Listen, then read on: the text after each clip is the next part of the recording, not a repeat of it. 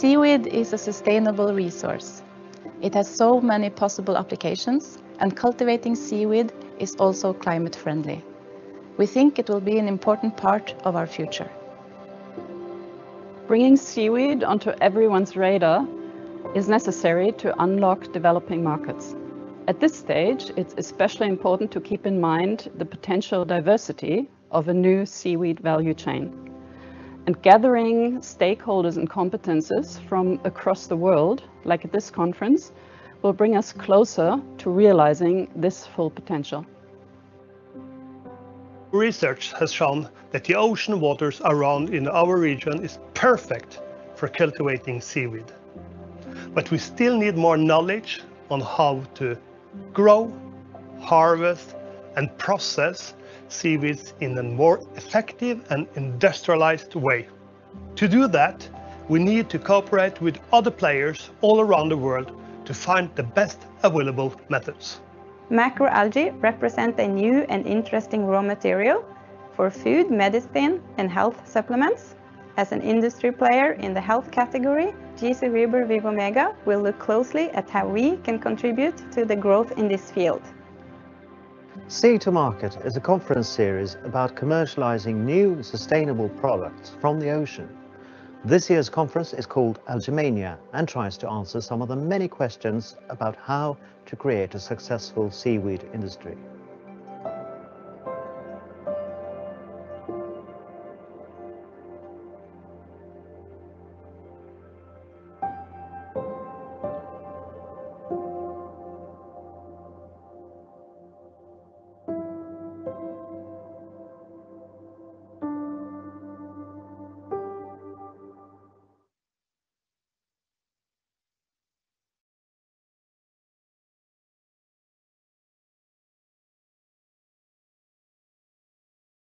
Welcome to Sea to Market Algemania conference. My name is Rebecca Warne and I will be your host. I will try my best to guide us through these 2 days. I am a marine biologist and work as the aquaculture advisor in Møre Romsdal County Municipality. Algemania is a collaboration between Møre Romsdal County Municipality, Campus Kristiansund, Møreforsking Research Institute, the Royal Norwegian Society of Development, Norwegian, Molde College, Vindel Innovation, and KNN, Kristiansund Business Network. I also want to thank our sponsors, Sparebanken Møre og Studentbyen Kristiansund. During this conference, we will use a digital tool, Menti. We want to interact with all our participants. You will be able to see soon on your screen the address. You use your smartphone or your PC and you go to www.menti.com and then you will be able to put in a code. The code is 50817152. We will also share this code in the chat. Our first question to you is where you are from. Møre Romsdal County Municipality sees seaweed as an industry for the future. Now I will give you Tove Lise Torve, our county mayor, and she will officially initiate the conference.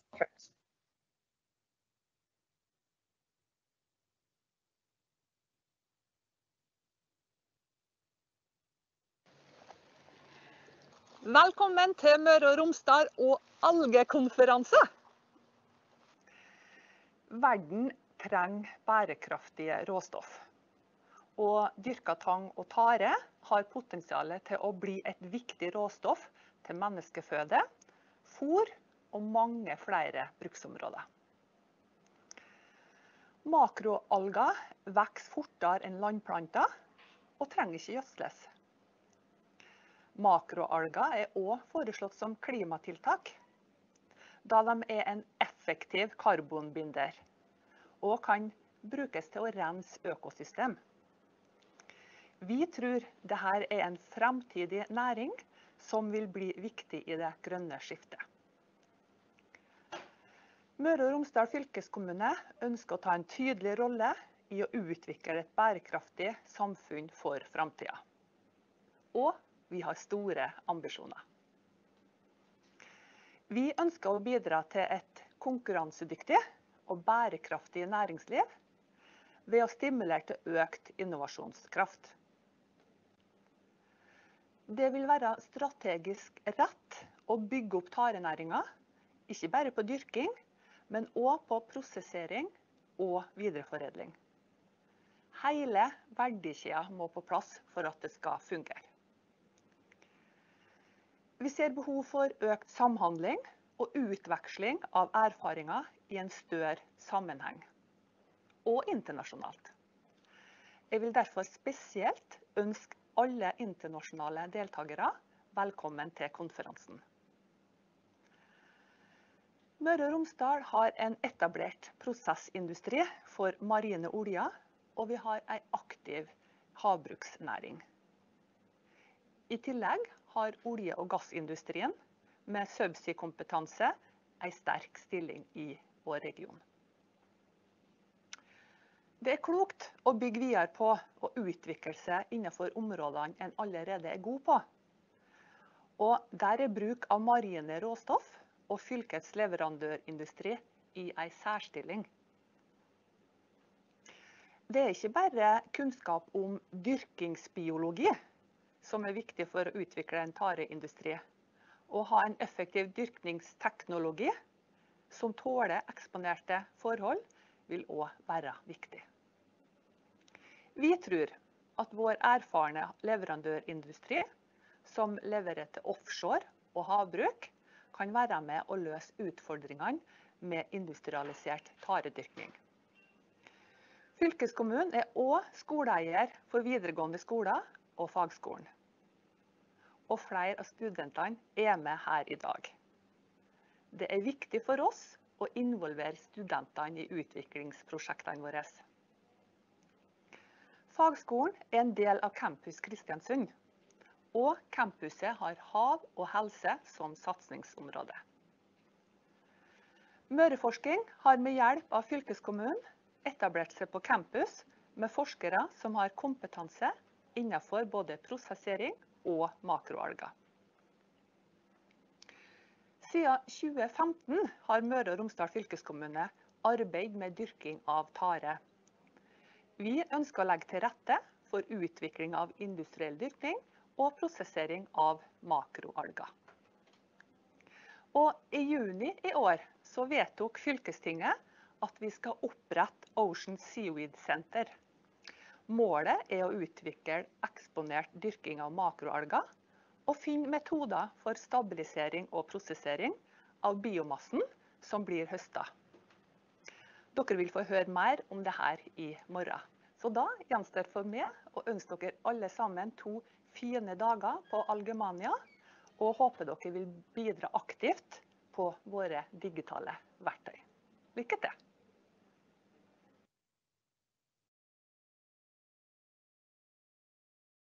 Thank you. All right. As for today, we are more than 300 registered participants.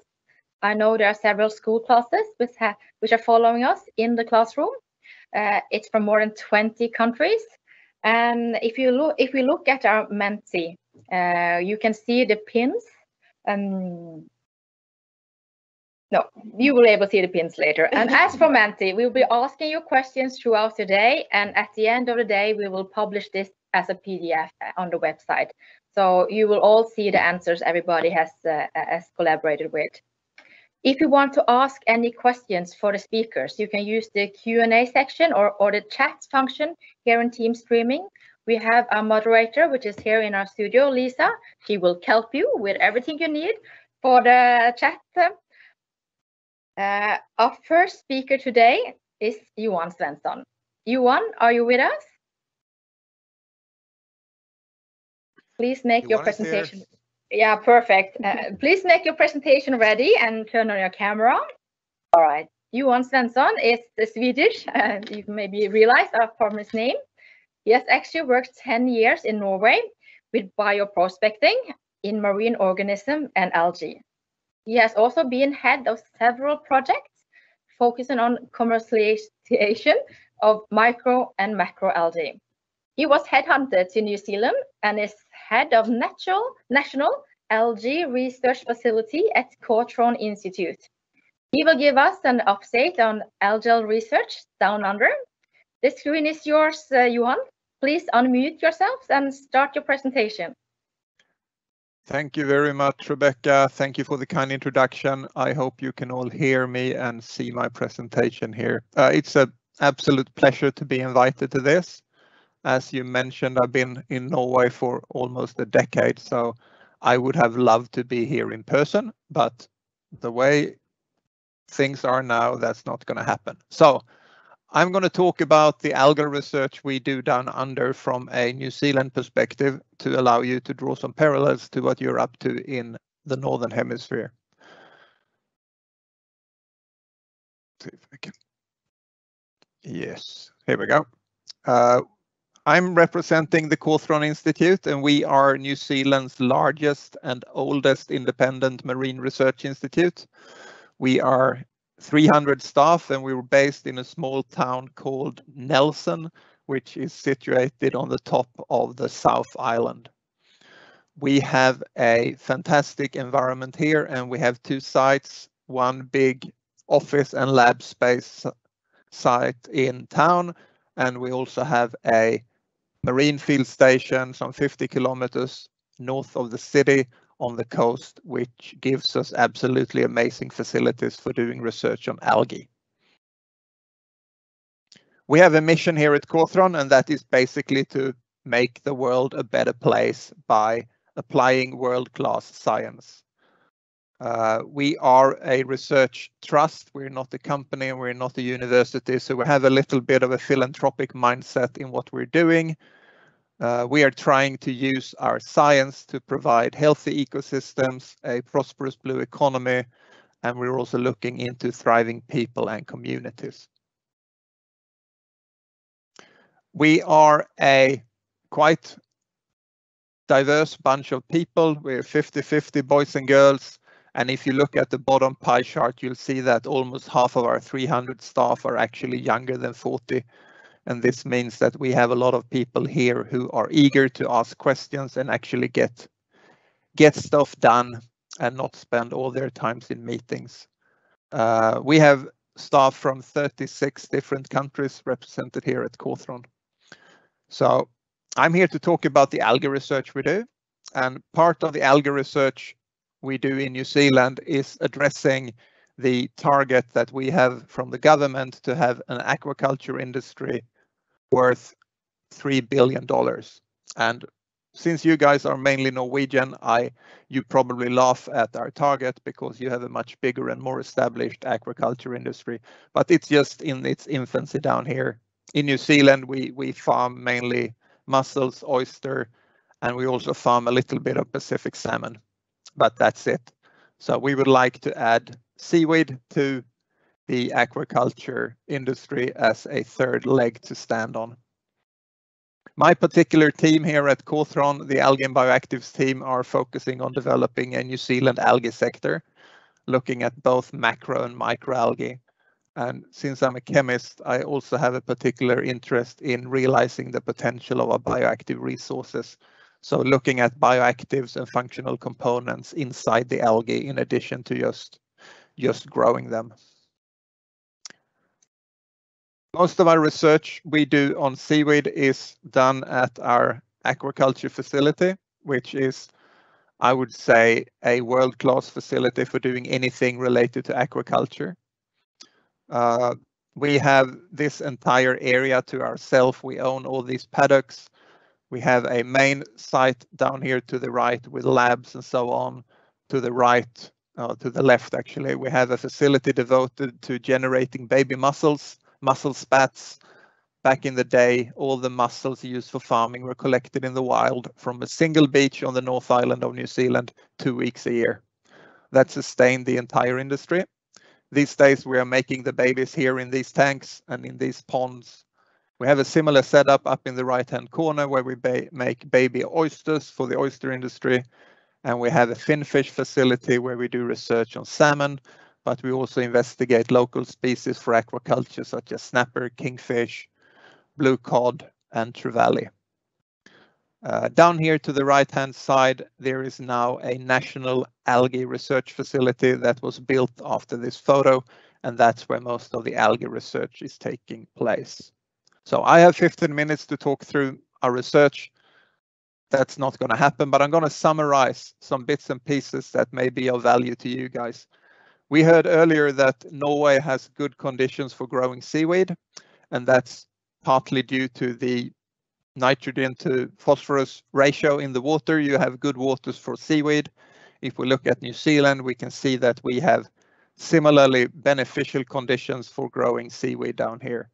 We also have a country which is 95% water. Our territorial waters around New Zealand are massive, so there's a lot of room for seaweed farming in New Zealand.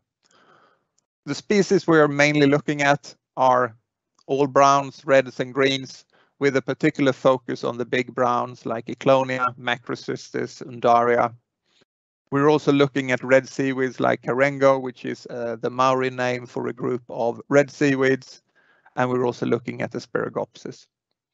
There isn't currently any big large-scale production of seaweed in New Zealand. We are having a few small industries that make a living using beach cast seaweed for foliage protection and fertilizer. But in the future, we are anticipating that there will be many big seaweed farms, and they will likely be placed in conjunction with all the established mussel farms we have in the country. So in Southland, around Canterbury, Marlborough Sound, Tasman Bay on the South Island, and Coromandel and up north. And some of the big blue dots here indicate areas where we will have offshore farms. We have a big offshore aquaculture program down here where we are developing technologies allowing the farming of seaweed and shellfish offshore under rough conditions. Corthron is leading much of this research, and we're doing it together with the University of Waikato, which is based on the North Island. They also have a very nice marine research park here in the Bay of Plenty. We're supported by the government and also by a range of fishing companies and also mussel farms. I will give you a couple of highlights of the research we're doing with algae. And I say one of the most important projects, and I'm sure you're doing this back home, is of course looking at seaweed as a source for proteins. And this is the fastest growing component of global food production. And we know that almost every single bit of seaweed being farmed is being farmed in Asia. I think they farm around 99 or 99.5%. Mainly in China and Indonesia, and 80% of this is going straight to human consumption, and most of this is being eaten in Asia. There is a bit of a challenge when it comes to consumer acceptance in the Western world, and this is something we need to overcome. My parents would probably not eat so much seaweed. I happily eat it, and I hope and think my kids will eat much more of it. But there's easily a rapidly growing demand for alternative proteins, and we think and hope that seaweed will be able to address some of that need. We are currently mainly working on red seaweeds at the moment because we have a program on Carengo, and some of these native reds have the beautiful combination of being high in protein while also being low in iodine, and we all know that that's a very beneficial combination. Another project focused on red seaweed that we are pursuing down here with a lot of manpower is the use of Aspergopsis as a solution to the methane emissions from agriculture. If you include Aspergopsis in the diet of ruminants, studies have shown that you can reduce the methane emissions by up to 98%. And this is because this seaweed produces a compound known as bromoform, which in the stomach of these cattle will inhibit the production of methane. It will inhibit the anaerobic bacteria. And this is all good. We know that this works really well. The challenge here is, of course, that there are a lot of cattle in the world, and we are looking into feasibility studies here to establish if we can actually provide sufficient amount of Aspergopsis in a way that we can have a meaningful effect on the emissions from agriculture. The methane released by cattle contributes to 30% of all the agricultural greenhouse gas emissions, so it's a big chunk. So we're looking at method of growing Aspergillus, but we're also looking at the entire value chain. We're looking at harvesting, processing, drying, storing, formulation, logistics, transports, and feeding it to cattle, because this component that is active is a volatile compound. So you need to take care and make sure that what you have when you have your harvested biomass is retained to a certain extent in your final product. We're also looking at other types of bioactives from seaweed. Some of the compounds we're looking at are the compounds used by seaweed to protect them from UV damage. We know that algae is being added in a range of different products all over the world, and I'm not going to dwell on how much function they actually add in addition to being a gimmick. We're looking at compounds that can block the UV absorption, but also compounds with immunomodulating properties that can limit the tissue damage upon sunburn. In addition, we also look at microalgae. We have a lot of toxic microalgae surrounding New Zealand, and some of them produce compounds known as paralytic shellfish toxins. These compounds can make us severely sick and ill if we eat mussels that have been exposed to a toxic algal bloom. These compounds belong to the saxitoxin family, and while they can, in the worst case scenario, actually kill you, we are looking at ways to convert some of these compounds into drug leads to treat post-operative pain. So we are basically developing a new class of painkiller drugs from these toxins with the potential to replace the opioids. And this may sound a little bit strange and dangerous, but it's actually something that works. So these compounds have been shown in the clinic and in clinical trials to work really well, and that's knowledge that we've been with us for 20 years. They have several advantages over the opioids in a way that they are water soluble, there is no systemic uptake, there are none of these side effects such as drowsiness or constipation or addiction. These compounds are extremely potent, and we estimate that you need roughly 12.5 million doses to satisfy the initial global demand, and that's 500 grams of these compounds. So they are extremely potent. The challenge with this compound is that it's also chemically extremely complex, so you can't synthesize it in the lab, and you can't persuade a microorganism to ferment it for you like you can with certain types of compounds. So what we're doing here is that we're farming these algae. So now we're looking at microalgae. We're farming them in so-called photobioreactors under extremely controlled conditions. In these conditions, we can make the algae produce 100 times more toxins than they do during an algal bloom at sea. And what we do is that we produce a precursor of the compound we're interested in, something called GTX14, and that is then converted in a single synthetic step to a compound that you can use for your clinical development. And this is looking extremely promising. We have finished phase 1 clinical trials, and we're looking into going into phase 2 clinical trials. And this is something I'm happy to discuss with anyone in Norway, because we're actually currently looking for an investor to support this further. Much of our research, I'm going to finish off with another slide about our algae research center, because that was opened in May. And I think this will enable so much of the research that we have dreamed about here in New Zealand. There's been a lot of talk about algae, but now we can actually do it. So in this algae research center, we will focus a lot on the extraction of bioactive compounds from algae. We will look at the use of algae for climate change mitigation. We do all our algae ecology work here.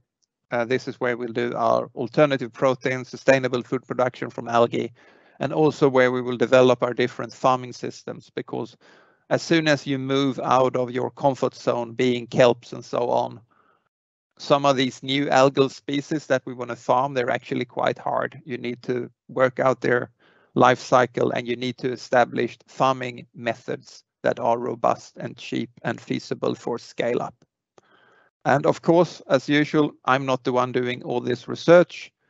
We are a group of 300 people, and they're all amazing scientists, and I would of course like to thank them for their contribution to all our work. They don't all work with algae, but they're all marine experts. And of course, I like to thank you for inviting me, and I like to thank the online audience for their attention. Thank you very much. Thank you, Ewan.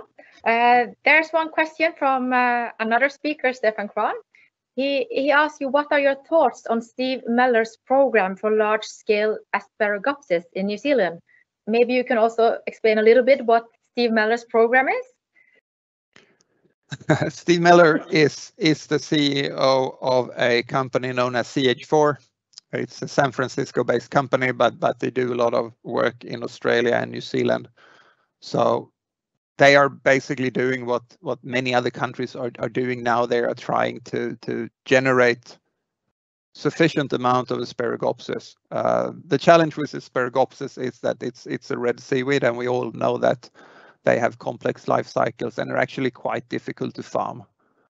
So there are many other countries or companies like CH4 trying to work out the best way to farm Aspergopsis in large amounts.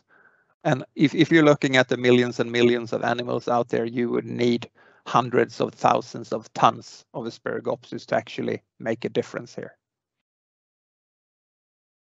Thank you. It was very interesting, your findings on microalgae, but do you also think that you can find similar components in macroalgae? You probably wouldn't find these particular toxins, but absolutely. Now you can find bioactives in macroalgae too, and in fact there is a compound from brown seaweeds currently undergoing clinical trials in China and the US for dementia treatment. So that's a polysaccharide. So absolutely, I know that microalgae in particular produce a horrible arsenal of toxic compounds under the right conditions, but we are looking at both macro and microalgae for bioactive compounds. We have several questions here, so we are a bit ahead of schedule. So I would also like to ask you, do you and when release your feasibility study or main message from such synthesis on whether it will be realistic to obtain a meaningful impact on dairy industry, local and globally, by farming and providing Aspergopsis as a feed additive? I get this question every week, and I still say more research is needed. What may happen with Aspergopsis is that there's a lot of media hype, and if you Google it, you get the impression that this will be on the market next year, and that's not going to happen. It's a few years away in a best case scenario. No one is really farming Aspergopsis in any meaningful amounts. People are struggling to get enough material to do the feeding trials, because most of these studies, they are based on a dose maybe around 50 grams of dry Aspergopsis per animal a day. That's half a kilo of wet weight Aspergopsis per animal. And as soon as you have a big herd and you want to do a study over half a year, that adds up to quite a bit of Aspergopsis. And that's just for the trials. So the main challenge will be a cheap, large-scale production of Aspergopsis. And then there are additional aspects of it that hasn't been investigated yet. So it's still a few years away, even if it would work. Thank you. And also, there's one question which I also find very interesting from a management perspective. It's about Aspergopsis is an invasive species in New Zealand. And how do you protect the ecosystem to ensure that it isn't introduced into your system? Do you know how the regulations are in New Zealand? We were actually lucky in this case because it's actually a native down here. So it's not an introduced species for us. That's true. And we wanted to send you a thank you package from some local products for this conference, and we had so much trouble getting it through the import in New Zealand, so we decided to send it to Sweden instead. So maybe New Zealand has a much better and stricter regulation for we do have a very strict biosecurity system here. Yes, we do.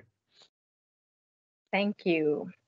Thank you very much. And if you like, you can have a look at the Q&A in the Q&A section, Ewan, if you want to answer them at a later point.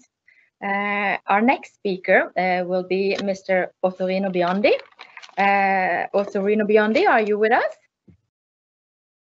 Yes, of course.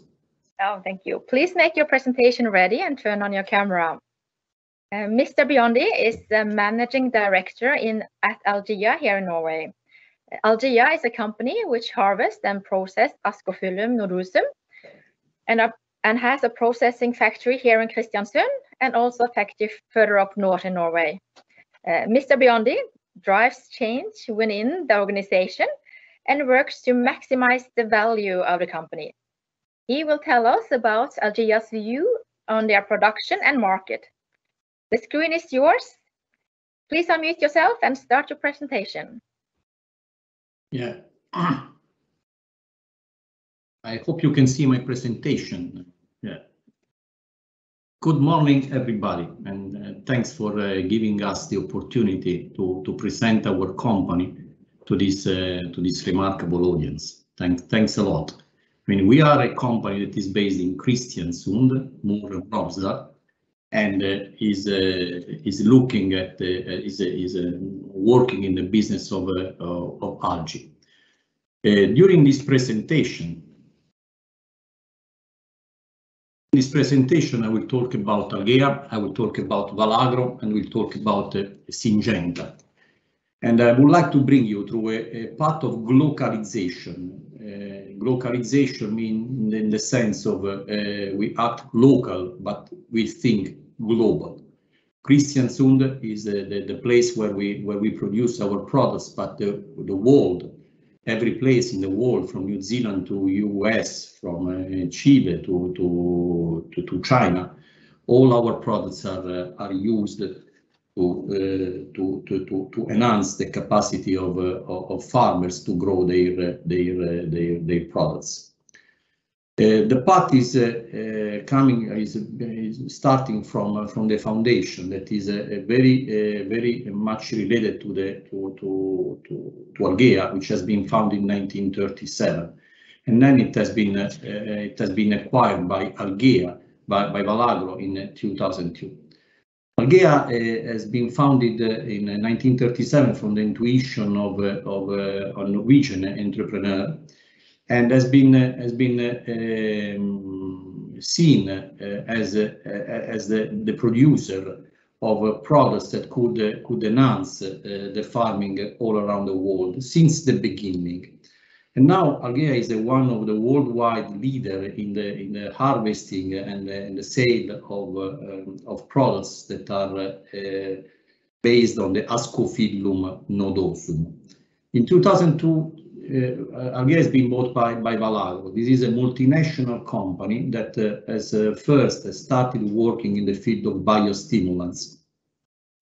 The field of biostimulants is a way to make the farming organic, starting from a different point of view, and that has been an important development for Algae, because it started with a new way of producing. Valagro opened Algae to the entire world with a multinational company that was already working with 13 subsidiaries around the world and 2 production plants in Norway.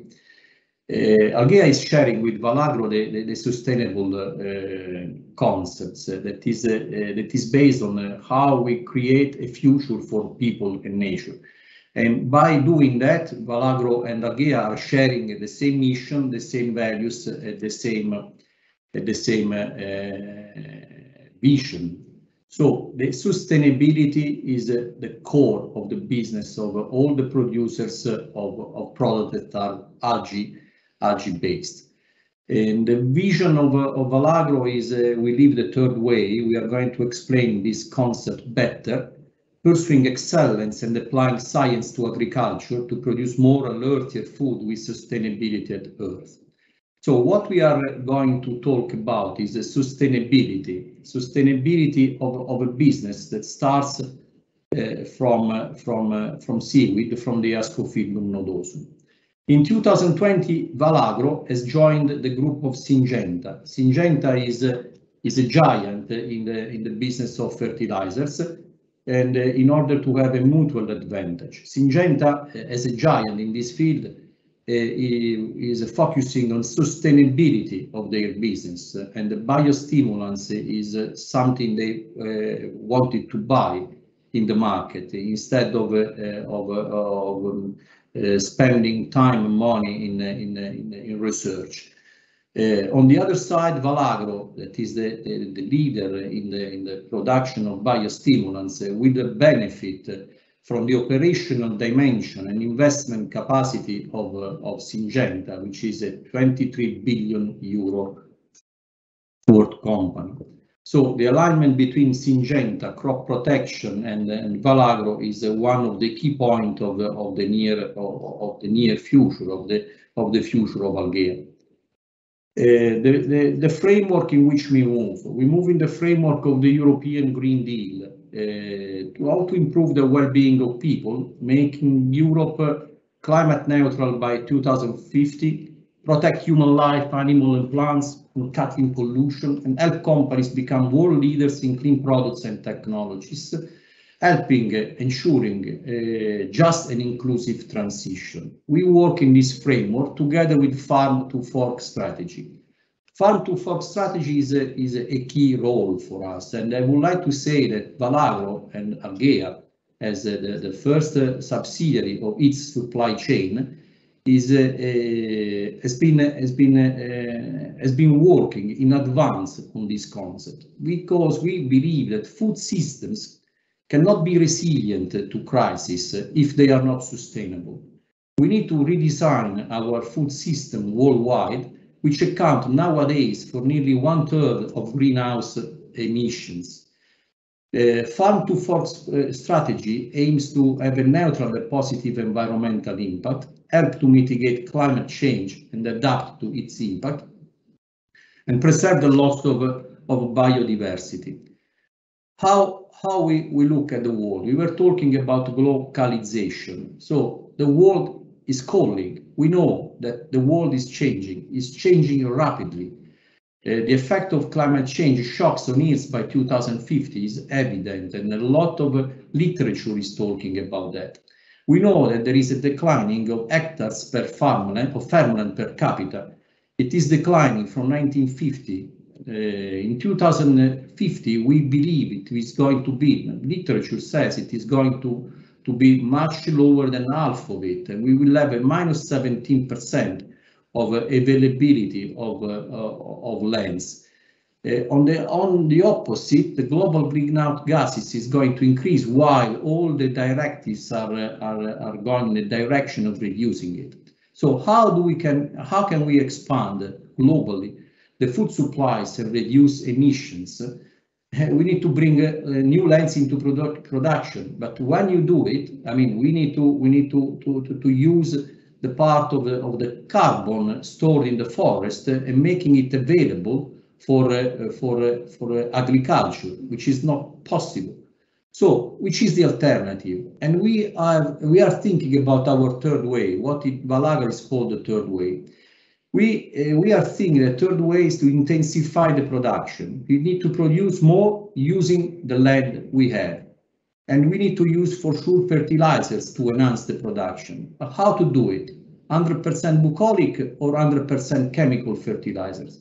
The third wave of Valagro is to find an organic growth that can be sustained by algae. And this possibility is the use of biostimulants. The biostimulants for us is the key. And biostimulants are for some parts of them are coming from are produced through the use of seaweed. So this this is the way we are thinking about, and we would like to increase efficiency, reducing the environmental impact. What is in our mind is that the biostimulants can increase the efficiency, and they do. Our research and development structure division is working on it, and there are evidence that the tolerance to abiotic stress, the improvement nutrient use efficiency, and improved crop quality is something that can be easily done using the properties deriving from algae. Which is the market? The market is responding very well. It is the market is expanding. We know that there is a 95 billion euro that is the global commercial seaweed market value that was worth in 2016, and is going to grow. The market is for food, for hydrocolloids that are functional ingredients for food formulation in feed and fertilizers, plus other areas. And this market is going to expand a lot through the organic farming that we use the biostimulants more and more from now till 2022 for sure, but there are also forecasts for the year to come. Why Ascophyllum nodosum? Ascophyllum nodosum, I mean, I've seen before the presentation, and there are different species. We are focusing on Ascophyllum nodosum since the beginning of the work at Algae, and because of its properties, because of its characteristics, and because it accumulates a series of antioxidants and active ingredients that are the base for the use of biostimulants. The characteristic of our product is essential. That's why it is recognized around the world. It promotes the plant growth, it improves the flowering and yield, enhance the quality of fruits, and improve the nutritional contents of edible fruits as well as shelf life. Algae completely reflects the Valagro mission, and has been pioneering in Ascophyllum nodosum, and is going to work in this field for the year to come. The 4 pillars that we are using to preserve the nature: deep knowledge of active ingredients and raw materials. We have a proprietary extraction process, advanced screening and investigation technology, and ability to provide effective solution to the customer's requirement. What we are sure about that the value is not in the object itself, it's not in the seaweed itself, but it is in the relation we are able to generate. The value is created when we use the product, not when we produce it. Innovation in this sense is our original solution, which answer to a need of the customer. That is the key role of our factory when we look at worldwide and we look at our production locally. Sustainable harvesting. When we work to make sustainable product starting from the beginning of the value chain with the sustainable harvesting. Our capacity of harvesting is along the coast of Norway. And we have regrowth of the Ascophyllum, which is harvested in a wild area every 4 or 5 years. And we believe that is a unique opportunity for biostimulants. The fresh seaweed, free from contamination like shell, sands, small stones, is used as raw material for our products. We wanted to bring you in this presentation just to show and to give an idea about the sustainability of this business and the opportunity that this business can have in the world that is that we are going to live in. Of course, for real change, we need to transform the whole market. We cannot transform only a part of it, but for real change, the whole market has to be modified. We are working for that with this new culture of biostimulants that will be the future of fertilization. As Algae, we are always open to potential synergies, and we will welcome every request or every question you might have. My name is Ottorino Biondi, and this is my email address at Algae. Thank you very much for this opportunity. Thank you, Mr. Biondi. We have a few questions, and I also want to ask you, do you feel that you have enough raw material as the situation is today, or do you need more? The raw material, according to expansion projects and the potentiality of the market of an organic farming in the future, is always can be always a key point. We are focusing on the wild harvesting because it is still sustainable, and it is a way to harvest the Ascophyllum nodosum. We are open, and the region of Møre and Romsdal knows that we have some ideas regarding aquaculture, but as much as we know, the aquaculture for some types of seaweed is not easy at the moment, and a lot of research is still needed. We got one question from the chat. I'll read it to you now. Looking at current changes, ecosystem services, carbon fixation, it starts to look like wild harvesting will stop in 10 to 15 years. Do you anticipate this change? Yeah, I mean, we are working on some possibilities of acquiring new techniques of harvesting and new material to be used to sustain the organic farming. Yes, for sure. And I was also wondering, you focus on biostimulants for fertilizers. Are you in process for exploring any other markets or uses? I mean, our company. I mean, Algae is a producer of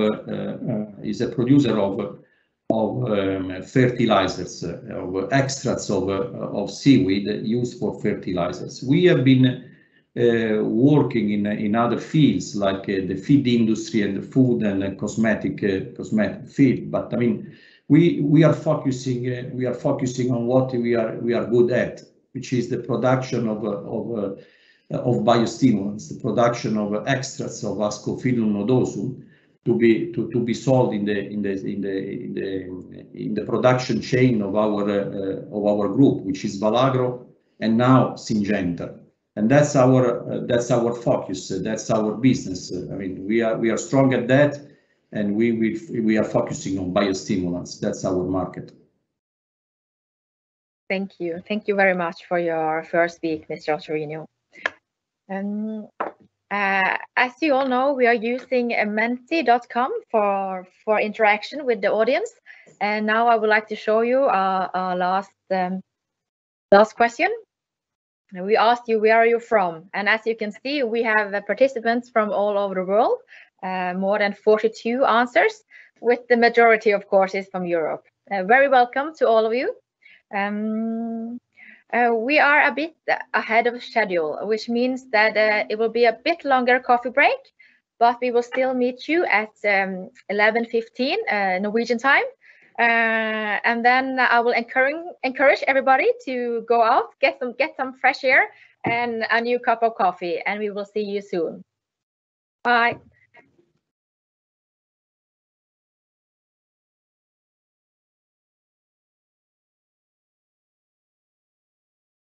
Welcome to the second part of the expert speakers. I just want to inform you that the Q&A chat is not dynamic, which means you have to actively search for new questions. So I'm sorry I didn't get the last two questions for the last speaker. We encourage the speakers to answer the questions in the chat after their talk. I would also encourage you to like questions, so it will be easier for us to pick out the ones to ask the speaker. So our next speaker is Helena Abroad. Helena, are you ready? Please make your presentation ready and turn on your camera. Hi. Hi, how are you? I think Good, I am. thank you. You're Perfect. supposed to be already seeing the shared screen, I think. Soon. I will just make some introductory sentences about you. You have done extensive research in seaweed physiology and aquaculture. I also know you are an entrepreneur and a co-founder for Algae Plus, which is a company that specializes in land-based commercial cultivation of seaweed. You are based in Portugal, and now you will tell us about improved seaweed farming technologies and practices, scaling up from a business perspective. The screen is yours, Helena. Please start your presentation. Thank you. So, good morning to everyone. It's a pleasure to be here. In fact, yeah, I'll be talking about our experience in the last 10 years. It's more that than technologies. I hope you enjoy it. So let's do it.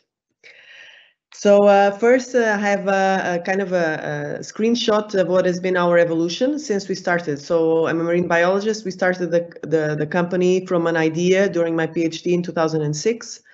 In 2011, we really went forward and we kicked off the company in northern Portugal. So just an overview. So we started with a few tanks. They were around 1,000-liter tanks that everyone knows that works in seaweed research. But our goal was always to be a production company. We wanted to put products in the market. So 2013, we started to sell some products, and I'll talk about that later. Very important for us is some of the key points here was to the permits. It took over 3 years to get the first permit to farm seaweed in Portugal. But in 2014, we were able to get the long-term licenses to do it, not only seaweed, but also the fish farming that you will see later on. Very importantly, in 2016, we reached the status that we have been up to 2020, more or less, of 700 square meters of surface water for land-based farming of seaweed. We also increased our team and we reached 21 people in 2018. It was our best sales year so far. But then 2019 and 20, well, we all know what happened in 20, but 19 and 20, we also had issues in terms of the company, which happens a lot in terms of societies that start in new sectors, I've heard. So during this time, something that is very important for the company is that we always had an open door policy. So many of you maybe have visited our company, and we still have an open door for schools, general public, and all the EU stakeholders that want to come. In 2021, where we are, I'm happy to say that we had investors coming into the company. We are now investing in increasing our production capacity in quality certifications and also to make our team a bit stronger. Yeah, so that is it. So our main concept since the beginning, since the idea in 2006, was to grow seaweed integrated with fish farming. This IMTA concept it's not a new concept. But to my knowledge, in Europe, in terms of land-based onshore cultivation, we were the first ones to apply it and to reach a commercial level in doing it. For us, the IMTA is not a question of cleaning the fish effluent, is yes to increase the seaweed yields, that the seaweed species that we are targeting. We have shared infrastructures and people, so it makes the business more viable and easy to work with, also in the permits sections. Of course, improves the ecological footprint and the acceptance of general public towards aquaculture. Because although we are growing seaweed, we still face a lot of I wouldn't say suspicion, but I would say prejudice towards aquaculture in general. And of course, it fits all what it means in terms of circular bioeconomy, blue bioeconomy. So this is an aerial view of our farm. Many of you have seen it. This is where we are located in the northern Portugal. This is a 14-hectare property that you see here. We have 3 units, more or less, of exploitation that we can grow either fish or seaweed, with 13 ponds of production, 5 of entrance water, and then 3 of sedimentation ponds. The water flows in and out with the tide, so we don't need to use any pumping to get the seawater, good quality seawater into our farm.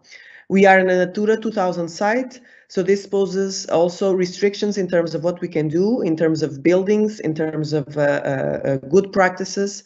So organic certification was something that we always wanted to implement, and that we have implemented in 2014 for the whole farm. First in partnership with the fish farmer, and since 2018, we are also responsible for the component of the fish. So we have sea bream and sea bass, organic certified. The water then flows into our seaweed tanks. These are our 700 square meter tanks that I mentioned before. They are concrete tanks that were adapted from existing infrastructures, and later on we will see the new raceways that we have now developed in these ponds. So this is we control basically the value chain from the seed to the finished product. It was not an option to choose not to do so, because in order to start, we had to get our seeds. We had to start ourselves to produce them. So we have a hatchery that we mostly suited for Atlantic Nori, for Porphyra production. Then we have our concrete tanks, and then we have processing. The processing basically consists of washing with seawater or fresh water, and then we process the seaweed into different formats. We are an HACCP and ongoing ISO 22000 certificate company. The goals of our activity is 2 goals, mainly year-round production. So we don't have any peak logistics issues or any constraints related to huge volumes of biomass harvested and not being able to process them. So we have a year-round production that we can supply to our customers, and traceability and quality. It's really our key aspects.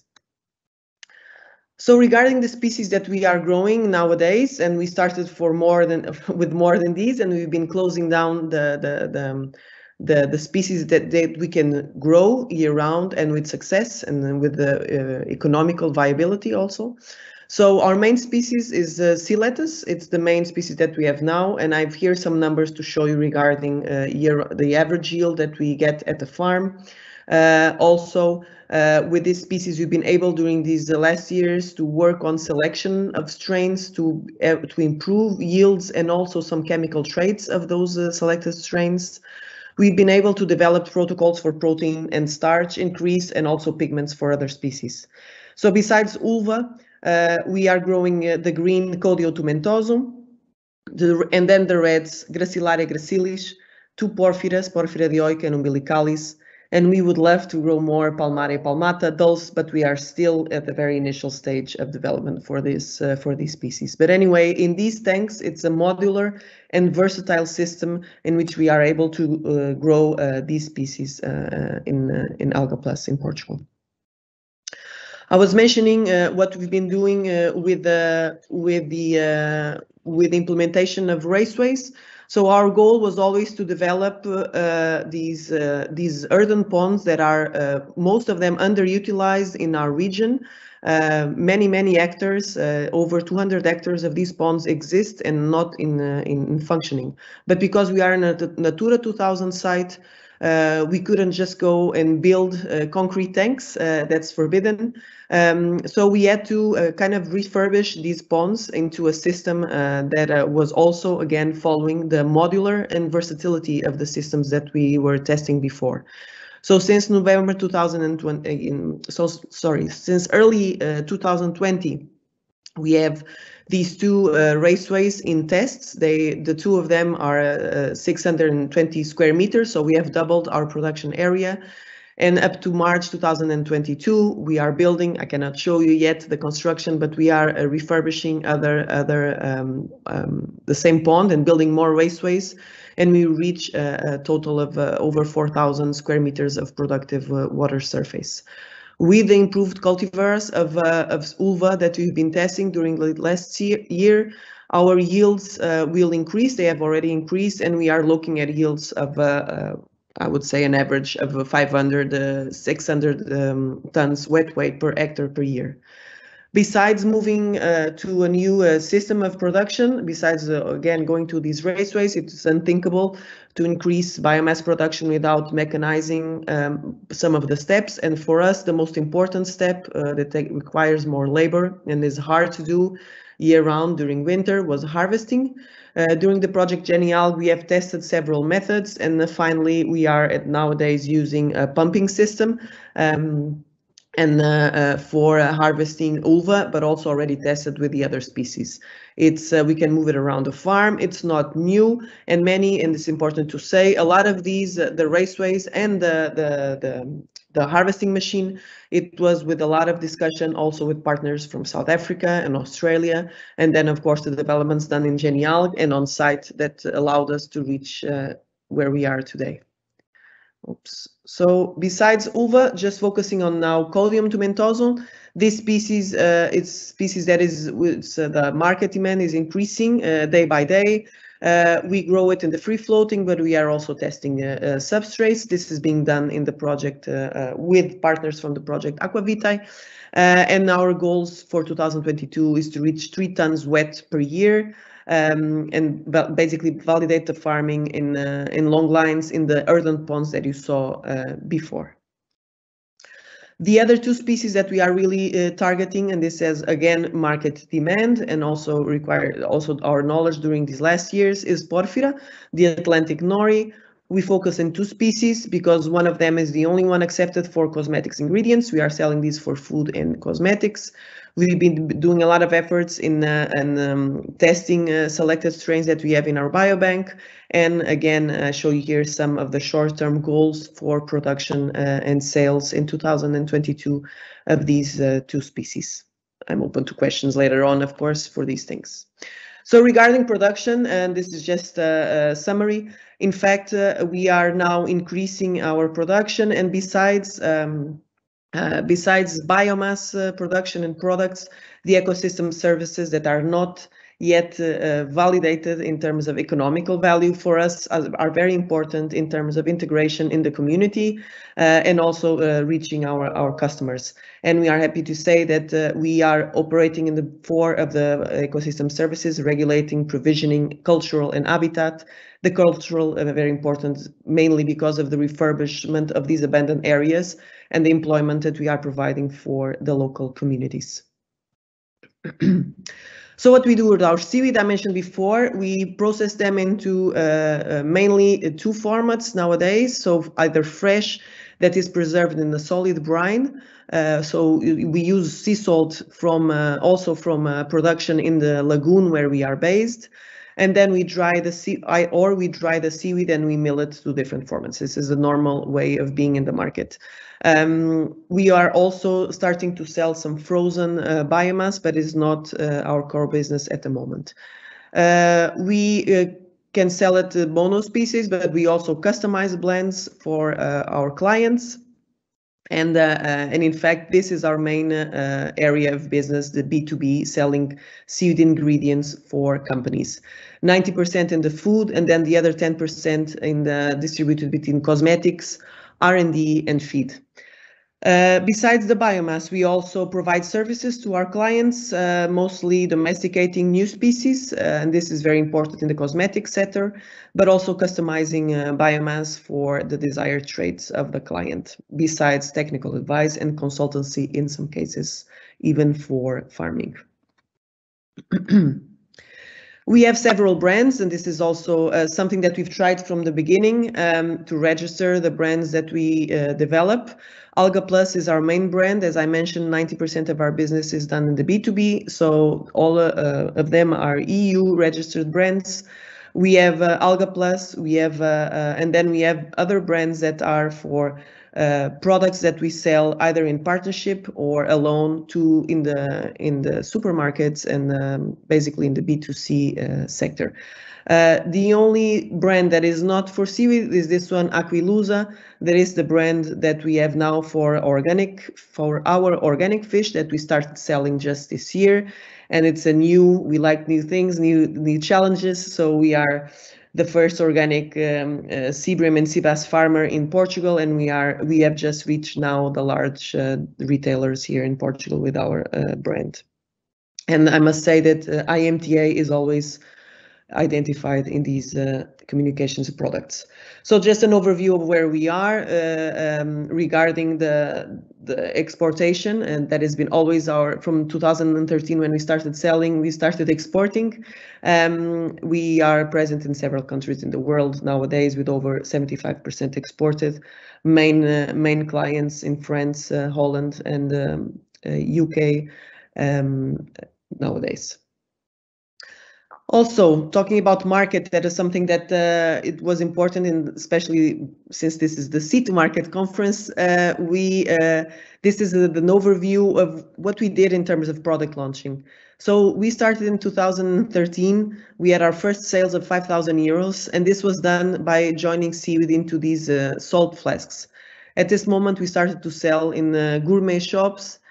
We only had seaweed, dried seaweed, and we started to reach the organic specialized food retail, but also restaurants here in Portugal. And this is our brands that are only or mostly sold here in Portugal, and some of it in Spain also. Then throughout time, we started to increase our packaging because we entered the Metro group, and this was a very important point for us because we reached more clients like this, and it is a very stable customer, and increasing nowadays one of our main customers, also here in Portugal. So we started to sell for them the dried seaweed, the fresh seaweed in different formats, in powders or whole seaweed. Then we've developed a product with sardines, canned sardines, and some of you like it a lot. Stefan, the next speaker, is one of our key consumers. Anyway, and this is very important to kind of start spreading the word on seaweed and making easier for people to consume seaweed. In 2020, although it was a very hard year, we have launched to the market a new product developed in partnership with a microalgae company, the product Algae Essence, and this blend is also available for feed. Because we needed to reach customers were asking for our products, we also started our online shop in 2020. In 2021, we are now entering the large or high volume retail with a new brand, new packaging, because we feel that now we are ready, we have the production scale enough to do this. Again, this is only mainly in Portugal, but it was very, very important, these products together with our Michelin chefs, and that's why I put here this photograph, to reach the food industrials, the B2B in Portugal. We have been developing new products with these companies that are sold in their brands. Some of them mention the sourcing from Alga Plus seaweed. And one I put here, one of the most important happened this year. This is the biggest seasoning company in Portugal that has now mayonnaise with algae, with our sea lettuce, which is sold in all the large high volume retail and reaching whole houses, stating that is a seaweed farmed in Portugal. So this is very, very important for us. It's a very important milestone. Just going quickly on what we do in R&D, so stopping the production and the market, going on R&D, that is actually the base for all of this development since 2011. We work a lot in optimizing the production and our processing activities. This means seeing the impact of the processing and the quality of the seaweed, and this are several projects like this across Europe, and we've been also doing that since the beginning in partnership with colleagues, national and international. One of the latest projects I just wanted to mention is Soul Kelp, developed with Seaweed Solutions, in which we are developing in wanting to implement the cultivation of Palmaria year-round between Portugal and Norway. Some achievements from R&D, I won't go through them, but meaning that R&D and funded projects were very important for setting the basis for our operation, for helping us to reduce costs, but very importantly brings us new products and proprietary knowledge for what we can develop in the next years to come. We've been trying to be quite active in relevant sectorial work groups, from national working groups that are more related with aquaculture or blue biotechnology, up to a new recent association of algae producers, microalgae and seaweed producers, up to international working groups. Of course, the very relevant International Seaweed Association, the oldest association in the world related to seaweed activities, and others in Europe that have been trying to, that want to and have the target to standardize and to make the seaweed sector grow in Europe. Again, very important, many of you have seen this slide. I come back to people, and people have been the biggest supporters in our activity since 2011, through the bad times and through the good times. It's very rewarding to work with local communities and schools, and we see nowadays an effort of 10 years with these this effort of open door policy, free visits, because dissemination and communication and literacy is really the key. We believe in order to make the communities more open to seaweed products and seaweed activities. We've been trying to also put seaweed on the spot since our beginning, not also in Portugal, but also internationally, always mentioning seaweed farming in Europe, and the importance of this sector for the future generations. And again, people, this will not be possible, and this is my last slide. We work, I have the pleasure to work with the best team. We are now 17, with a team management composed mainly of women. So gender balance is not an issue in Alga Plus. We are 50-50% at this point, working with specialized but also local people with lower levels of education, but with a high level of empirical knowledge, mainly in maritime activities, that have been helping us a lot. So this is it. Thank you so much for your attention. I hope to have some questions now. Thank you.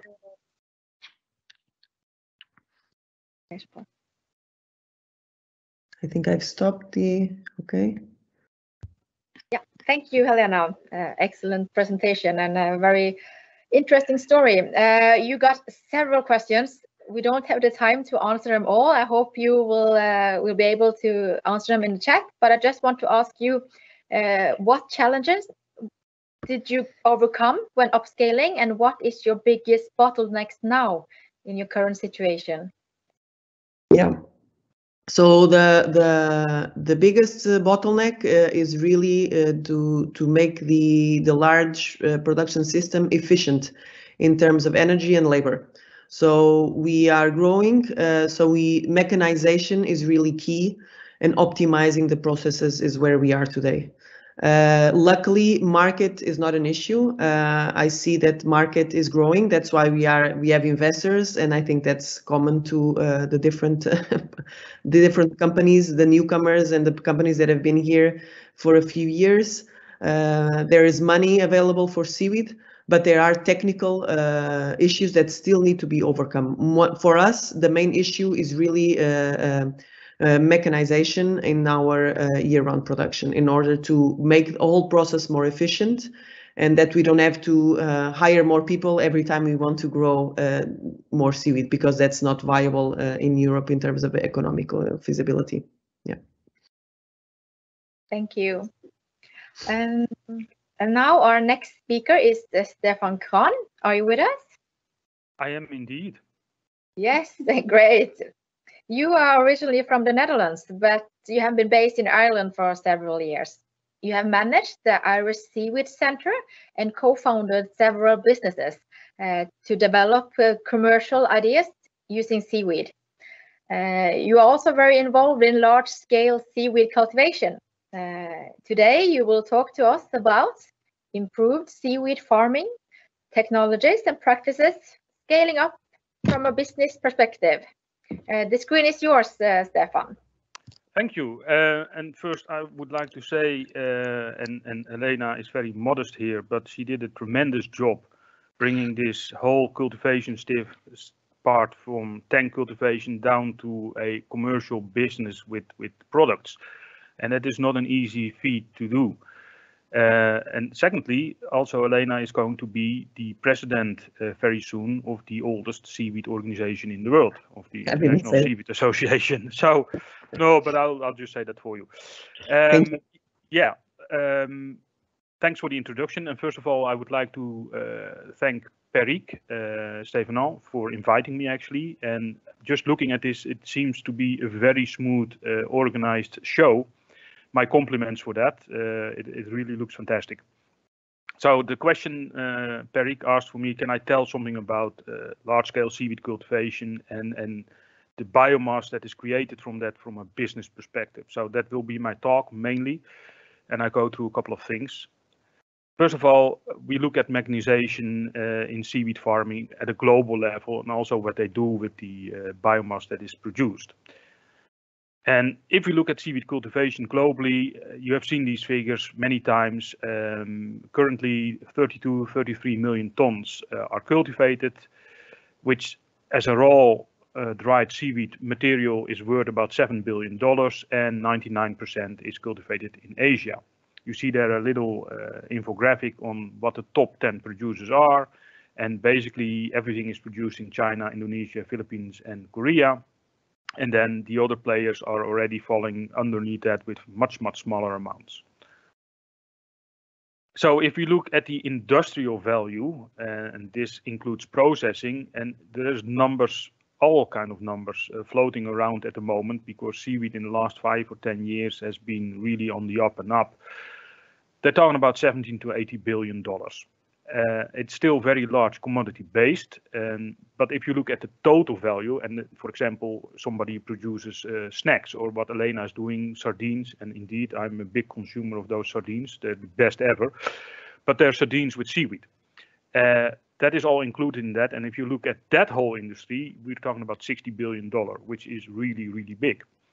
If you look just at food products, that's about 10 billion hydrocolloids, so the agar carrageenans, alginates, 1.1 billion, and then we have a big chunk of others, which is 5 to 7 billion. If you look at species globally, then it's basically all down to 6 species, which is the Saccharina japonica, because that's still an old name, Undaria, Hesychia, Porphyra, or Pyropia, Gracilaria, and Capophycus, and Eucuma. And it's all cultivated in those 4 countries. But if we then look at large scale, because up to 50 years ago in Asia, it was also still very manual. It's only because of this woman, Kathleen Drew Baker, that discovered the life cycle of Porphyra and how that worked, that through upscaling and mechanization started to produce in mass Porphyra at the time for the sushi, the Nori market. And after that, also the other species came into view, like kombu, the Saccharina japonica, the monostroma, which is the Nori, and the Gracilaria for agar, and then Capophycus eucuma for carrageenan. So what does mechanization actually mean? Well, there is 2 ways to look at this. Mechanization Asian style is, for example, here you see some examples of Porphyra, where seed is produced from fertile plants that grows into another life stage, which we call the conservalis phase, that is grown in oyster shells, that gets fertile, produces spores, that is seeded on nets, that is then either stored or directly outplanted, and then after several weeks or months, it's harvested. If you look at in pictures, it looks something like this. Is this mechanization? Yes, in one way. There's some steps like the net seeding that is very mechanized in a way to get the spores on the nets and put it out. Also the harvesting, which is a kind of an upside down lawnmower that they harvest the nets with, is mechanization, but there's still a lot of labor involved, a lot of handwork, to say so. The same thing is true for the kelp. Once they discovered how to get the spores from the fertile material in the different plants and how to keep that in stock and clone that and then seed that, the true mechanization started. But still, and even in Asia, still very rudimental in one way, where seed is produced on twine. Twine is grown up in the lab, grown into small plantlets, and then outplanted. And then you get the long lines with the seed twine, and in the end you get your kelp, which can then be harvested. But even in Asia, that is still two guys with a machete cutting off the seaweed from the lines. If we then look at the carrageenophytes and agarophytes that are grown in the tropics, it's even much more handwork. And that handwork, and just to comparison to show you how actually big this industry is, because these are all little plots on the right part here of the picture, and this is a little boat in the middle, so it gives you a bit of a perspective of scale. But it is all handwork. It's tying small seedlings to small little tie wraps that are attached to a long line. And there's different methodologies with rafts, off-bottom, long line cultivation, practiced in East Africa, like Tanzania, Mozambique, but also in the Philippines, in Indonesia, and even now in Brazil. One of the countries that is putting a lot of money into this form of cultivation is India at the moment, where they starting to develop the Gracilaria and Camphophilus cultivation as well. Our own company in India, or our subsidiary in India, is doing this, for example, where we work with the local fishermen to start producing Gracilaria and Camphophilus in Tamil Nadu, for example. And we're trying different systems and to see what gives the highest yield, what grows best, etc. The only real mechanization in that part is happening by C6 Energy, Indian-based company that have developed a harvesting vessel, or a seeding vessel, sorry, where they use the seedlings and through an ingenious system put this in these type of tubular nets that is all mechanized on board. And then they fill the rafts and they put out the rafts in that way with a catamaran type of vessel. But otherwise, seeding is mainly work for women in Asian countries. And it is very labor intensive, long kind of days, tying little bits of seaweed to a long line. So we arrive at a kind of an ethical question here. Do we really want to mechanize in Asia? Because there are so many coastal rural families depending on this kind of work. And it is sometimes, or most times, the only source of income, the social inclusion and prosperity for these families.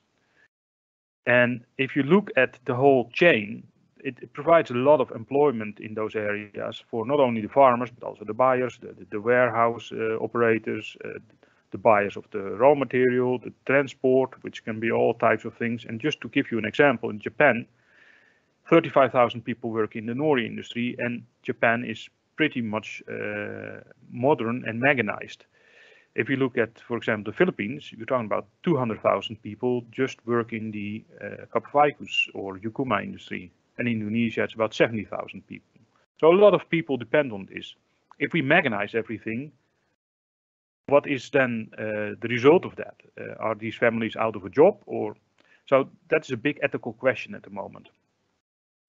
If you look at the commercialization of the biomass, well, the Yucuma and Camphophilus, that is obvious. That is for the carrageenan, Gracilaria for the agar extraction, and that is of course used in the food industry and beverage industry.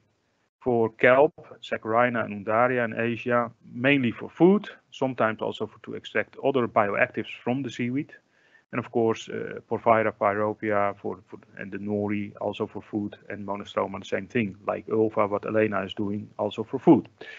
But in Europe, different story. There is basically only 3 types now cultivated, Saccharina, sugar kelp, but at the moment the amounts that are grown and the market that there is not in balance. So most of the Saccharina is fermented to a pig feed ingredient, which is not economically feasible at the moment. The Alaria that is grown is indeed for food, but the volumes are still very, very low. And Undaria is even smaller output, because that is still seen as invasive in most countries, because up to 20 years ago there was no Undaria here in Europe. The applications, though, on the other hand, are numerous, and Elena went through a couple of these things: food additives, animal feed, biostimulants, the cosmetics, for example, but also now more and more looking as a raw material for bioplastics. So if we look at the increased product development in Europe, for example, we at the moment we have never anything like what you see here in the picture. This is just a supermarket aisle in Korea, and this is just one part of the aisle, and it is already thousands of products, and they have 2 or 3 of those aisles just with seaweed products. But in Europe it is growing pretty quick, 7 to 10% a year. At the moment, about 1,500 dry tons sold. 40% is still based on the Nori, but that is all imported. European Nori is still very small, 5 to 7 tons. And if we look at the European sea vegetables, Palmaria or dulse and the wakame, which is the Undaria, are the biggest sellers, about 150 tons each. But it's growing fast, especially in the last 3-5 years, where we see we really see seaweed exploding in growth and in interest. This, for example, here in Europe is not thinkable yet. That is fresh seaweed in a supermarket that people can pick up and buy and use in cooking or for food. Because the sell-by date is only a couple of days, so you need a big turnover, and here in Europe that is not happening yet. But who knows, this might come. If you look at the European market, it's more this type of products: snacks, sea vegetables, drinks, health supplements, crackers with seaweed, beer, wraps with seaweed, all kind of things where we can use seaweed in for, one, as a binding activity, secondly, as bringing different types of bioactives that are good for health. And there is companies out there like Seymour in the Netherlands that want to make seaweed an everyday food. And they started off very early with IC pasta, where they used the sea spaghetti as an alternative for spaghetti. That didn't go that well, but then the Palmaria to fry that in the pan and to make it into something similar like bacon, that really took off quite well. They have moved into other products like the wraps, and now they're in convenient meals as well, ready-made meals. And latest is the seaweed chips that is doing quite well as well. Where I do think there is a big opportunity for Europe is in the meat replacement. And there's 2 companies that I have as an example here. One is called the Dutch Seaweed Work, the other one is called Yuma Meats. One works with sea spaghetti, the other one works with sugar kelp, and they replace a part of the meat with seaweed. And especially with the sea spaghetti, and I know this by experience because I've been using this myself, you can replace 30-40% of your minced meat if you make a burger, and you barely taste the difference. The juiciness, the taste, the bite, it's still the same. So for people that still want to eat meat, because most people that eat meat won't convert to vegetarian overnight, this is the way to do this and reduce our meat intake by using seaweed. One of the things we do ourselves is this thing. It's called a hard seltzer. It's an alcoholic beverage with the seaweed extract. But the good thing of this is anyone who buys a can, 10 cents of that goes to us, and that is invested in a seaweed farm. So in this way, by drinking this, you offset your own carbon footprint, which is quite nice to do. So the more you drink, the lower your carbon footprint, which in Ireland is really going well. Then if we look at Europe and large-scale processing, well, it's still in the startup phase in a way. The amounts that are cultivated in Norway, it was like 300 tons, and in we ourselves have done 100 tons now. There's some other companies that do a couple of 100 tons, but that's about it. So that whole mechanization is still to happen, because the situation we have in Asia, where there's a lot of labor used, that is not going to happen here. We do have to mechanize if we want to scale up. And of course, there's a lot of companies looking at these things for automatic harvesters, automatic seeding. And there's all kind of ideas. This is, for example, the automatic seeding machine from Etsy Nova. Unfortunately, that was really, really expensive. company has gone broke, and I think started the relaunch of this now. But it gives you the ideas of what people have in mind in doing this in a mechanized way. And still, there are still many ideas and designs floating around, but it all needs investment, testing, and going to the next step. And we're not there yet, but it is happening. So the question is where to go. If we look at the seaweed market potential in Europe, they're talking about 9.3 billion across those segments that I showed you before, the cosmetics, the food, etc. And 30% of this should be European produced seaweed. And the rest is still imported, but that is growing over the years. And this infographic gives you a nice idea of what it can do in 2030. So what have we been up ourselves? We try to scale up, but with low capex. So a low cost, low equipment use, but still get the biomass grown. And we have been doing and testing different things, also with automatic seeders, automatic harvesting, direct seeding, twine seeding, and that looks a little bit like this. Especially the direct seeding, we came up with a design where we spray induced gametophytes directly on rope and glue them in, and then lay them out in our concessions. And this gives you an image of these type of nets that we seed. And we can seed a 100 meter by 3 meter net in 8 minutes. And after that, it can be put out. Now, that is starting to look like mechanization because you only need 2 people to operate it. And in the end, these are the results then that you get. The biggest bottleneck for us, or the challenge, is the processing, drying. We have a net harvester, but even for the drying, if you have 100 tons and you have to take it all out in May, where do you do that? And those systems haven't been implemented. We in the past used container drying with the humidifiers, but we also need to go to an industrial scale drying, and that is our next step, and we're still discussing how to do that. Last year we had, with good weather windows, the whole long line that you can see in the middle picture there, 100 meters, just drying from a tree to another tree in a field. And at least it was dry in 8 hours. But that is not the way to go, especially if you want to get certified. So to conclude this talk, we are at a threshold. If we look at Asia, do we want mechanization there? Probably not the way that we envisage for Europe. If we want to scale up in Europe, yes, we want mechanization, but we have to look at cost versus input and production, because like with Sinova, the company that developed this beautiful harvesting machine, that was the cost about 1.2 million, and that is difficult to justify if your production is yielding you much lower prices. So it's fine-tuning that area to do this in such a way that we, yes, can scale up, yes, get the production, but at a normal cost.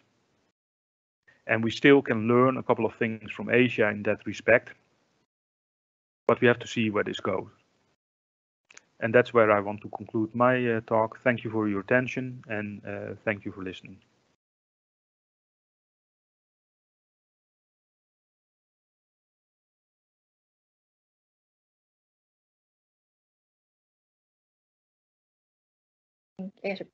Thank you. Thank you, Stefan Khan, for a very interesting talk from many seaweed cultivation facilities around the world, and also for raising very relevant ethical questions. We got one question in the Q&A related to this, about the differences between Asia and Europe. Will the mechanizing of the harvesting lead to better quality, or just make it quicker to harvest? Well, for Europe, it will also help with the quality, because you get everything out in a very short window. And if we leave the seaweed too long in a certain area, you get epiphytes and contamination basically from things that grow on it. in Asia, it won't help with the quality because that is controlled by the farmers themselves. And I think that will actually lead to a lot of families that are depending on this business to go out of a job. And that would be a disaster, I think. You showed a really nice picture of fresh seaweed in a supermarket. Do you think that will be possible here in Europe in like 10 years? Yeah, I do think that, but we have to educate. And again, Elena is already doing a lot of good work on that aspect. And she has one of the products with fresh seaweed salted. And that is one way to preserve it and put it in the supermarket. And it has a bit of a longer shelf life. But really fresh with no additives, no salt, that will take another 10 years, I would say. True. We will try to do our best to help with making that a new standard for Europe in 10 years. Thank you very much, Stefan. Next up is a lunch break. And after that, we will have parallel group sessions, which will be in just normal Teams meetings. The first topic is brought to you by Molde College. It's about sustainability and new business models. The second topic brought to you from the Algae network with the Turibrit at Norwegian on the path to commercialization, seaweed entrepreneurship, Algae 2. You will find links in your email at the websites, and we will also post it in the Q&A and in the chat. So take a half-an-hour lunch break, and we will see you in the parallel session. Bye. Thank you and goodbye. I won't be back. Bye. Cheers. It was a pleasure to be here. Bye-bye.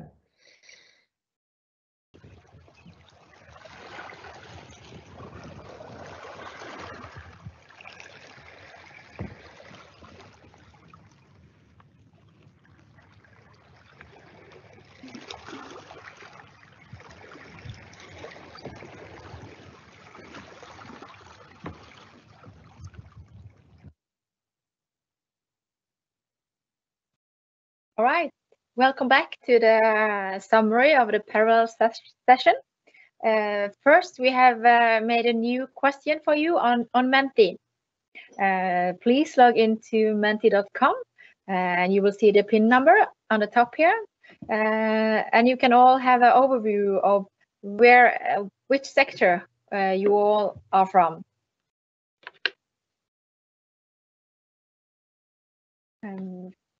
Today we had two parallel sessions. One is brought to you from Molde College about sustainability and new business models. And then Olena Klimenko will give a summary of that parallel session. And the second was Norwegian with Turibrit on the path to commercialization, seaweed and entrepreneurship, Algae 2.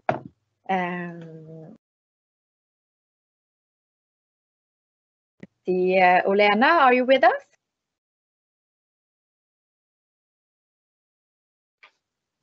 Turibrit, are you here now? I think we need a little bit of minutes before everybody's in here. So at least we have 5 replies on the Menti. Of course, we in the organizing committee have seen the participant list, so we know we have a lot of people from the industry, also quite a few from the research institutes, and the public sector with management is also represented. Olena, are you with us now? No, but then I know Turibrit, you are here, right? Would you please unmute yourself?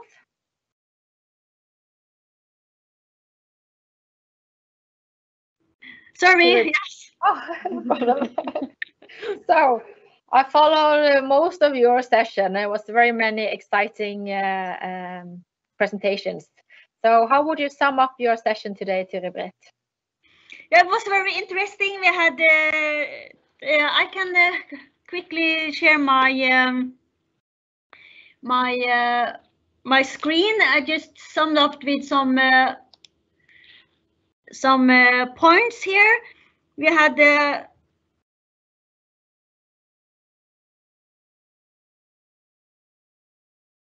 Yeah, do you see the presentation? Yes, now it's shared. Yeah, that's great. You can use presentation mode if you want to. Pardon?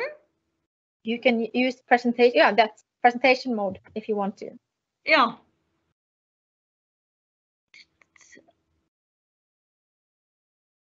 I just switch the presentation because that is yeah,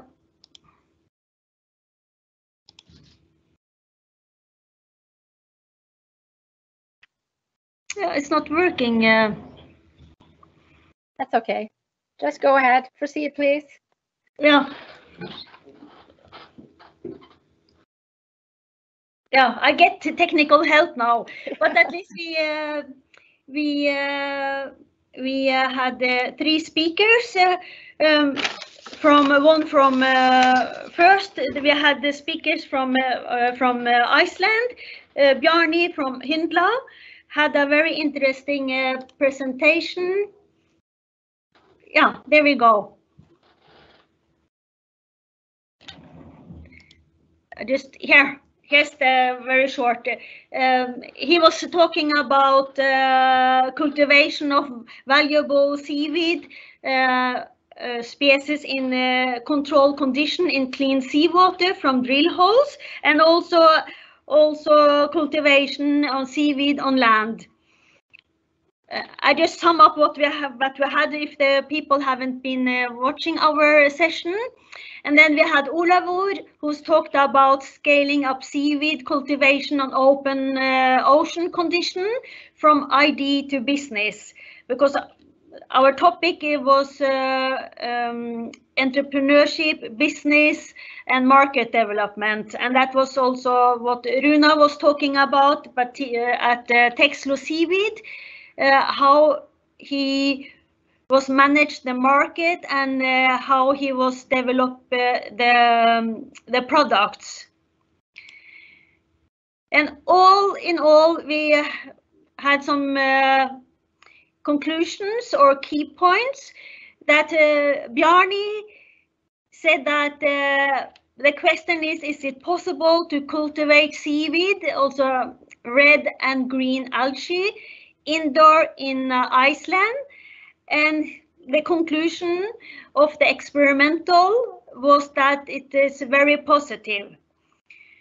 And that's a beneficial because that we can have species like Palmaria or also Ulva, which has also market demand, and we see that it's getting more and more popular.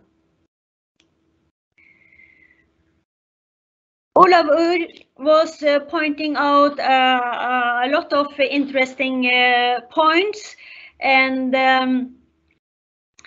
he said he pointed out that we need to grow or scale up the production of the seaweed, and 8 times the grow to reach what we should need in 2050. He was then pointing out that it's essential to understand the market preferences, and the fermentation is a key process into the feed and food market. He gave us some interesting view about the feed and how to use the seaweed to cows, and also to reduce some methanol from the cows, and also to use, of course, use seaweed in vegan products. The cost is always a question when you are dealing with the market players, and the closer you get to the consumers, the bigger is the question about the cost and the price. And so it needs to be reduced by 50 to 85% in the next 3 to 5 years. And of course, it has to do with the efficiency in the production. from the sea to through whole the process. And of course, CO2, it's a important issue. Seaweed take up CO2 and can neutralize the balance sheet for the companies, and there are also exciting opportunity in co-location with wind farms and energy islands, and specific in North Sea. And we see now at least the Norwegian big energy companies are now planning for wind farms offshore.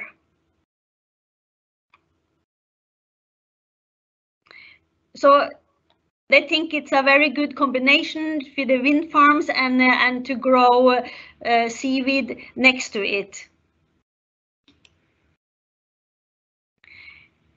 Another thing we came to talk about, and which is always an issue with seaweed, is that the iodine. But we didn't have any solution about that, but we had an interesting talk. Runar from Texlo Seaweed from Norway, he pointed out that the market is huge and is big enough for all the players dealing with seaweed today and more to come.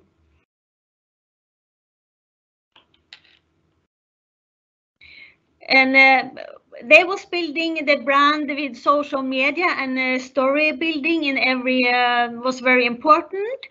And they're also making products together with other brands like dry gin, and that can give synergies and new entries to new markets. I see now that I shared the wrong window, but I hope you could see the points of what we have been talking about.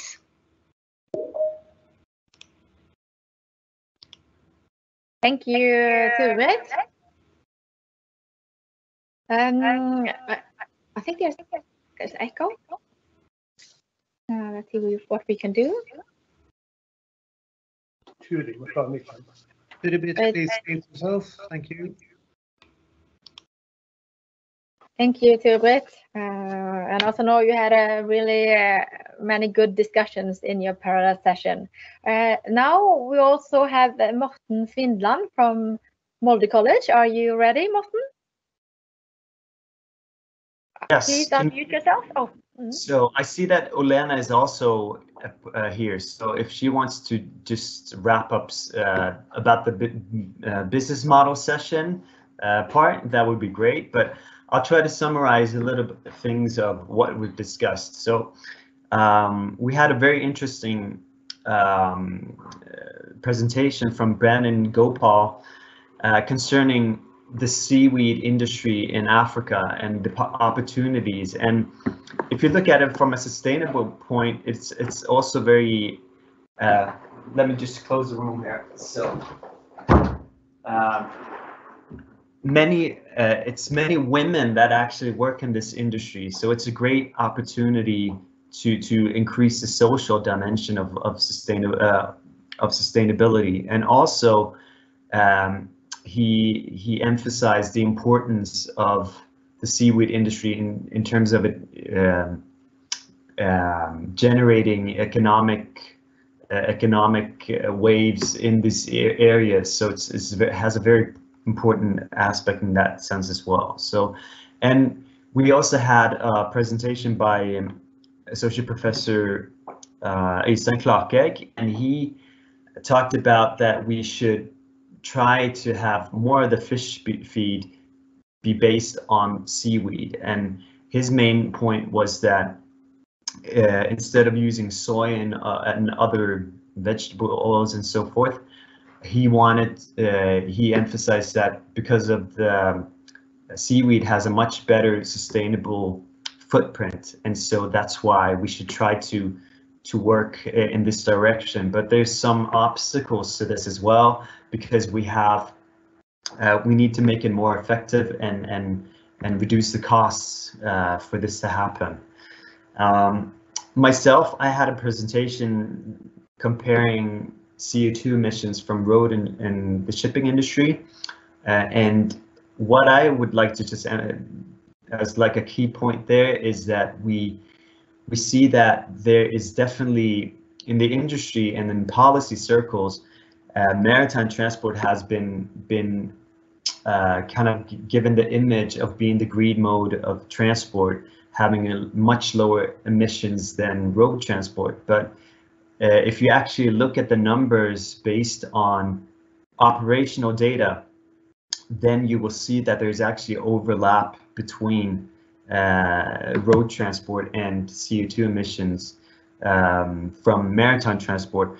But the interesting thing is that it's been overlooked that if you look at sulfur emissions, road transport is just immensely more environmentally friendly. So you will typically have like from 1,000 times to 2,500, 3,000 times more sulfur emissions per ton kilometer or TU kilometer from maritime transport. And that's why we've always also seen that reports from the UN and also from the EU, they've changed the way they've described shipping, because if you go 10 to 20 years back, then they would describe shipping as being the most environmentally friendly mode of transport for cargo, but now they use maritime shipping is the most CO2 efficient mode of transport. So they've come to realization that you can't overlook the facts, and the facts are that shipping industry has a lot of work to do in order to reduce some of their emissions, and also they're not as superior as believed in terms of CO2 emissions as well. So I would like to, if Olena is here, I'd like you to wrap up your business models, because that was a very interesting part as well of our session. Yeah, I can just a short summary.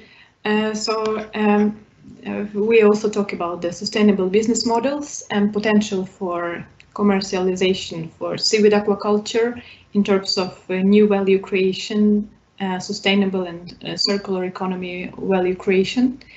And we have taken a look to different tools and approaches of how companies can redesign or design new sustainable business models, and what they have to change or which building blocks they could transform. And we have seen that there is a lot of potential in seaweed aquaculture today, and there is more and more efforts towards development of bioeconomy business opportunities in future. And there is need that more actors in value chain will participate together, will collaborate and try to work together on development of new business models. Because if one company tries to implement something new, it can be challenging, and they often lacking of the competence, knowledge, own capabilities and resources. So it is important that more and more actors will cooperate, also take into account the research institutions and the regulated bodies that can support these initiatives. And in the second part of our panel session, we tried to have a group discussion where we wanted participants to share their ideas and share their experience. Are they working with in a company, research, or other organizations, to discuss opportunities that lies in seaweed aquaculture business. and what are the barriers that they see in these areas. Unfortunately, we had some issues in running group discussion, but we had some participants who shared their ideas, and we have found that from the company's perspective, there is high market uncertainty in future. So the companies are not sure about the price, about the demand, and about the energy cost for the future. And we had also participants representing their research. And it was interesting to see that for the research, it is important this close collaboration with companies in order to get the data and information from the companies. And so the research organization can make analysis and evaluation based on the real data. That can help also companies in the future for developing more sustainable strategies and operations. So it was actually example of the LCA, and as we know, LCA need a lot of data, and if companies are not ready to share it with research institutions, then there is it is more challenging for making some new solutions. Yeah, so it is basically what we have done in our session. And just to elaborate on the last point of Ulena, it is, from my perspective, not being part of the marine sector, it's interesting to see that we have challenges also in this sector of getting raw data, which was very emphasized from Celine working at Møreforsking. So I would just like to challenge the companies of enabling data to be shared for the benefit of both the research community, but also for the companies as well. So we had a very interesting discussion, and I'm looking forward to tomorrow, because this is a kind of a new world to me, but it's definitely an interesting world that I want to look more into in the future. Okay, so that's all from me and Olena, and we'll see each other tomorrow. Right, thank you. Before you leave, Morten, there's one question here in the Q&A. It says, could the transport be effective by road if trucks were powered by hydrogen? Could you repeat that question? You can also read it in the Q&A. Could the transport be effective by road if trucks were powered by hydrogen? Okay, let me have a look at just one moment. I'll look it up myself. It was kind of yes, I'll give you a minute, and then for the rest of you, I know there's been a recording of the speakers and also of the parallel session for Algae. These sessions and the speakers will be available on the website when we have made them ready, and they will be available for a limited time out this year. So if you want to have a look at the Algae session or the speakers, you will be able to find them on the website after a couple of days. Yeah, I read the question, but it was a little bit hard to understand, because like affected by or influenced by or effective, because so I would just advise you, Gail, to contact me. I'll just write my email, and if you want to have a response, I could give it there, because I think I need a little bit more explanation of what you're referring to. So I'm sorry about that. But here I've attached my email, so feel free to contact me, and I'll give my best response. Thank you very much. All right, then this is it for today. We finish a bit before schedule, but I hope to see everybody again tomorrow morning. If you want to, please join us at our coffee talk, or else the official program will start at 10 a.m. Norwegian time. So there's a last question on Menti. If you feel free to leave a comment on how you think this day has been, we will keep this Menti open for the rest of the evening. So if you want to share with us some feedback, feel free. And if not, I hope to see you all tomorrow morning. Bye.